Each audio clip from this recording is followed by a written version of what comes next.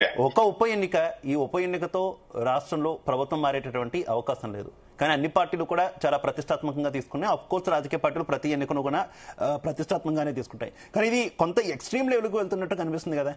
ఏకంగా ముఖ్యమంత్రి స్థాయిలో ఉండడం కావచ్చు, ఇక ఆయన చేసినటువంటి కామెంట్స్ కావచ్చు, మాజీ మంత్రులు ఎమ్మెల్యేలంతా కూడా విస్తృతంగా ప్రతి వార్డులో పర్యటించడం కావచ్చు, వాళ్ళు చేస్తున్నటువంటి కామెంట్స్ కావచ్చు, కేంద్ర మంత్రులు కూడా ప్రచారానికి వస్తూ ఉండడం, ఆల్రెడీ కిషన్ రెడ్డి గారు ప్రచారం చేస్తూ ఉండడం. ఏంటి ఇంత బిగ్ ఫైట్ ఎందుకు నడుస్తుంది జూబ్లీ హిల్స్ బైపోల్ విషయంలో? గుడ్ మార్నింగ్ సందీప్ గారు, ప్యానల్లో ఉన్న పెద్దలు జయరాం గారికి, అలాగే మిగతా మిత్రులకు నమస్కారం, వీక్షకులకు శుభోదయం.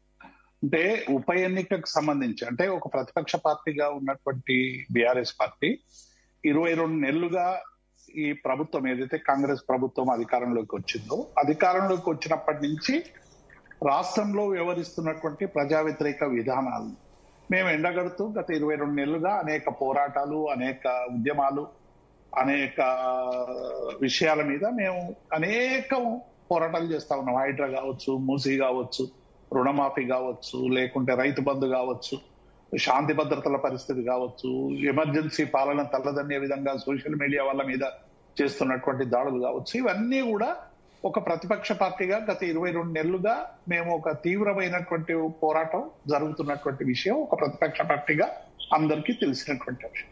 ఇటువంటి సందర్భంలో వచ్చినటువంటి ఉప ఎన్నికలో డెఫినెట్ గా ఈ ఒక ఉప ఎన్నిక అనేటువంటిది ఈ రాష్ట్రంలో ప్రజా వ్యతిరేక విధానాలు అవలంబిస్తున్నటువంటి కాంగ్రెస్ పార్టీకి ఒక జలకివ్వాలి, ఒక సరైనటువంటి రీతిలో ఈ ప్రభుత్వం నడవాలి, పాలన సరైనటువంటి రీతిలో జరగాలి, ఇచ్చిన హామీలు అమలు చేసే విధంగా దృష్టి పెట్టాలి, ప్రజా సమస్యలపై స్పందించాలి అనేటువంటి విషయం మీద ఒక ప్రతిపక్ష పార్టీగా మేము చాలా సీరియస్ గా ఈ ఎన్నికల్లో ప్రజా బాహుల్యంలోకి పోయి విపరీతమైనటువంటి వాళ్ళు ఎన్ని అడ్డుకునేటువంటి ప్రయత్నాలు చేసినా మా ప్రచారం చాలా 2 నెలలుగా సీరియస్ గా జరుగుతున్నది అనేటువంటి విషయం మాకు తెలుసు. కానీ కాంగ్రెస్ పార్టీకి మీరు అన్నట్టు ఇది పోవడం వల్ల అధికారం ఏం పోదు. మేము కూడా వెంటనే అధికారంలోకి పోతాడని మేమేం ఎక్స్పెక్ట్ చేస్తలేము, మాకేం అవసరం కూడా లేదు వెంటనే అధికారంలోకి కానీ ప్రజలు ఈ ప్రభుత్వం పట్ల ఎట్లా వ్యవహరిస్తా ఉన్నారు, ఈ ప్రజలు ఈ ప్రభుత్వం పట్ల ఏ కోణంతో చూస్తా ఉన్నారు, ప్రభుత్వం పట్ల ఉన్నటువంటి ప్రజా వ్యతిరేక విధానాలకి ఇది ఒక సింబాలిక్ గా ఉండాలని మేము అనుకున్నాం. కానీ కాంగ్రెస్ పార్టీ ఏం చేస్తా ఉంది, రేవంత్ రెడ్డి గారు చెప్పారు, ఇప్పటికే తులం బంగారం బంధు, షాదీ ముబారక్ బంధు, తర్వాత 2500 మహిళలకు ఇచ్చేటువంటిది బంధు, ఇట్లా అనేక రకాలుగా ఇచ్చినటువంటి హామీలు వాళ్ళు పెట్టుకున్నటువంటి గడువు 6 గ్యారంటీలు అన్నట్టు. కానీ మొన్న రేవంత్ రెడ్డి గారు ఏమిటంటే కాంగ్రెస్ పార్టీకి ఓటు వేయకుంటే ఇవన్నీ కూడా రావు అని ఆయన స్పష్టంగా చేశారు. ఇప్పటికే బంద్ చేసిన కొన్నిటితో పాటు భవిష్యత్తులో ఇక అన్ని కూడా బంద్ చేస్తామనేటువంటి విషయాన్ని రేవంత్ రెడ్డి గారు ఒక ముఖ్యమంత్రి గారు రోడ్ షోలలో సహజంగానే ఉప ఎన్నికల్లో ఎప్పుడో ఒక సీరియస్ గా ఉన్నప్పుడు, ఎన్నికల దగ్గర ఉన్నప్పుడు అట్లా ముఖ్యమంత్రులు పార్టిసిపేట్ చేసేటువంటి అవకాశం ఉంటుంది. కానీ రేవంత్ రెడ్డి గారు సరే వాళ్ళ ప్రచారం వాళ్ళు చేయండి, వార్డుకు వచ్చినా ఇంకోటి వచ్చినా సినీ కార్మికుల దగ్గరకు వచ్చినా మంచిదే కదా. ఒక ముఖ్యమంత్రి వచ్చి ప్రజా సమస్యల్ని తెలుసుకోవడం, ప్రజల దగ్గర రావడం, మంత్రులు వస్తే ఏమైంది మా పెన్షన్ అని ప్రజలు అడగడం, ఇవన్నీ కూడా చాలా అవసరం. రానియండి, గల్లీ గల్లీకి వచ్చినా ఇంటింటికి వచ్చినా మాకు ఇబ్బంది ఏం లేదు. కానీ ఇలా డెఫినెట్ గా కాంగ్రెస్ పార్టీ పట్ల ప్రజల్లో ఒక తీవ్రమైనటువంటి ఏవగింపు కనబడతా ఉంది.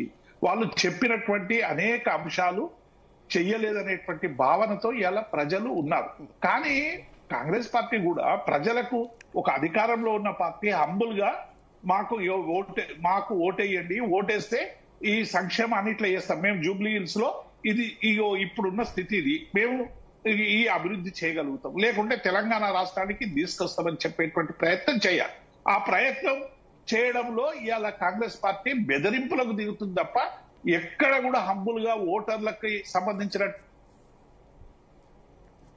చేయబోయేటువంటి అంశాలు చెప్పకుండా కేవలం బీఆర్ఎస్ పార్టీ మీద దుమ్ము పోసేటువంటి ప్రయత్నం చేస్తుంది. ఎందుకంటే మేము అధికారంలో లేము, మా మీద ఎంత దుమ్ము పోసినా ప్రజలు పట్టించుకోరు. అట్లాగే భారతీయ జనతా పార్టీ కూడా ఇవాళ కేంద్రంలో అధికారంలో ఉంది, అనేక విభజన చట్టంలో హామీలు ఇచ్చింది. ఆ తర్వాత 10-12 ఏళ్లుగా తెలంగాణకి ఇచ్చినటువంటి ప్రత్యేకమైనటువంటి నిధులేవి, ప్రత్యేకమైనటువంటి ప్యాకేజీలేవి, భారతదేశంలో అంతర్భాగమైనటువంటి తెలంగాణను మీరు ఎట్లా నిర్లక్ష్యం చేస్తా ఉన్నారనేటువంటి విషయాన్ని కూడా మేము చాలా స్పష్టంగా మా ప్రచారంలో పెడతా ఉన్నాం. మా ఈ గెలుపు అనేటువంటిది పార్టీలకు సంబంధించినటువంటి ఉనికినో పార్టీలకు సంబంధించిన విషయాల్లో కాకుండా ప్రజలు ఎదుర్కొంటున్నటువంటి సమస్యల్ని సమర్థవంతంగా ప్రజల్లోకి తీసుకురావడానికి ఉప ఎన్నికను మేము ఉపయోగించుకుంటాం. ఓకే దేవి ప్రసాద్ గారు, మనతో పాటు కాంగ్రెస్ పార్టీ నుంచి ఏఐసిసి